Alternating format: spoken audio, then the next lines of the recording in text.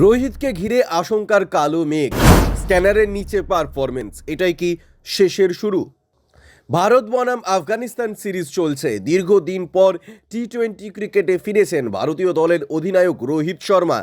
14 মাস টি-20 format থেকে বাইরে থাকার পর এখন আফগানিস্তানের বিপক্ষে সিরিজ খেলতে আগ্রহ প্রকাশ করায় বোর্ড তাকে সুযোগ দিয়েছে। টি-20 ক্রিকেটে সবচেয়ে বেশি ম্যাচ খেলার রেকর্ড আছে রোহিত শর্মার। এখন আইসিসি টি-20 বিশ্বকাপ 2022-এর পর এই ফরম্যাটে খেলতে নেমেছেন মাঠে। আফগানিস্তানের বিপক্ষে রোহিতের নিজেদের দারুণ কামব্যাক করতে পারেননি।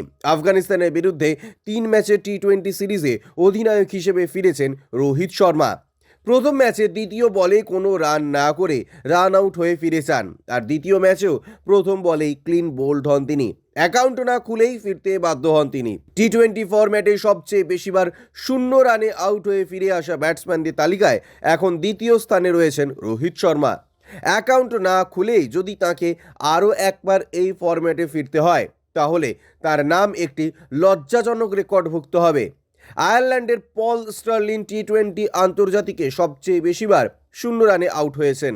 এই ফরম্যাটে 13 বার অ্যাকাউন্ট না খুলেই ফিরতে হয়েছে তাকে। আন্তর্জাতিক টি-20তে রোহিত শর্মার নাম এখন 12টি হাঁস রয়েছে। আইসিসি টি-20 বিশ্বকাপে ভারতের অধিনায়কত্ব করবেন রোহিত শর্মা।